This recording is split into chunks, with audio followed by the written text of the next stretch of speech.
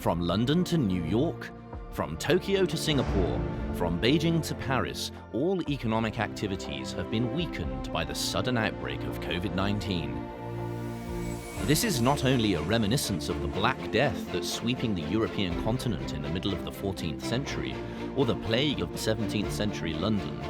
It is feared that, like dominoes, COVID-19 will not only slow down the pace of the global economic recovery, but also destroy globalization.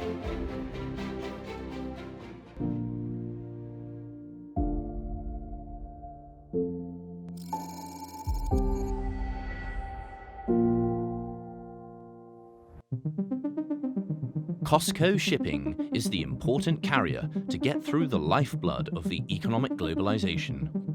COSCO Shipping ranks first in the world in terms of comprehensive capacity.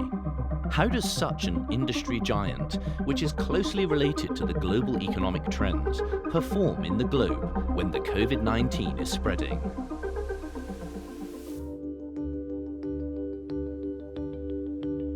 The coronavirus outbreak is certainly have some impact for the global economy and the shipping industry. I'm Wang Haimin. I'm a Vice President of the COSCO SHIPPING Corporation.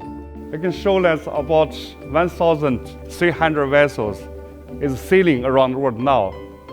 We worked 7 days, 24 hours, even under the severe situation, to guarantee these supplies on-time delivery.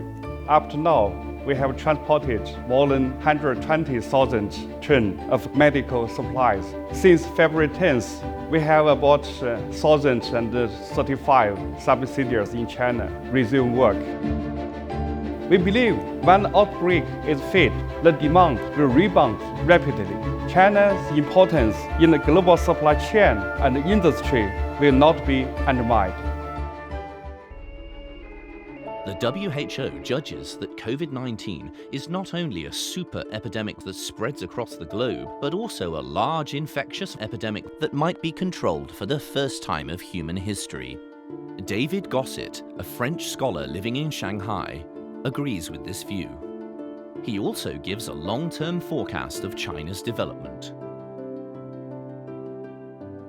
Of course, China has been facing a very, very severe crisis, but this crisis is not going to fundamentally change the course of history. The Chinese Renaissance is here to stay, and it is going to change the world.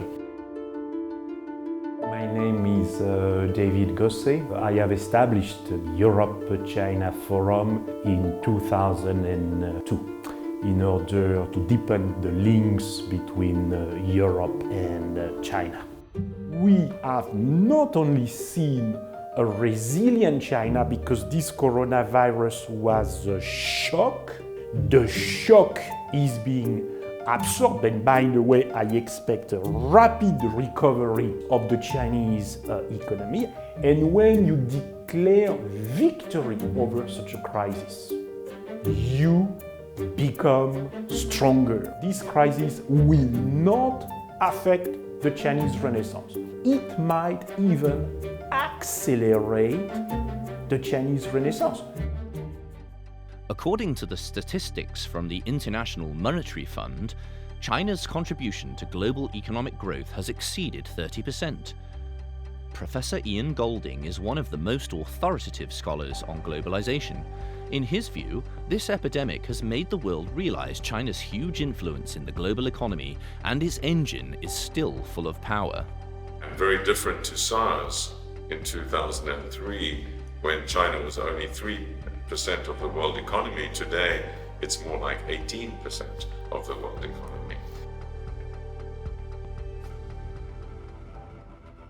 I'm Ian Goldin. I'm the Professor of Globalization and Development at the Oxford Martin School in Oxford. These risks, like we saw in the financial crisis, the super spreading or the financial crisis, cyber attacks and viruses, and we see the super spreading of pandemics. This is a necessary underbelly of globalization, what I call in my book the butterfly defect of globalization. Globalization has been a force for immense progress in the world, including in China. It is the reason why China has grown so quickly over the last 30, 40 years, because it has opened up to the world and become part of the global economic system. What we're seeing now with the coronavirus is a shock to China and to the world. It will slow growth, but this will be a temporary phenomenon.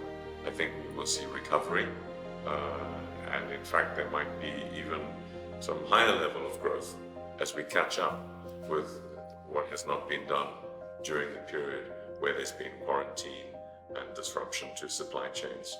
So I do not see a disruption to the long-term trend.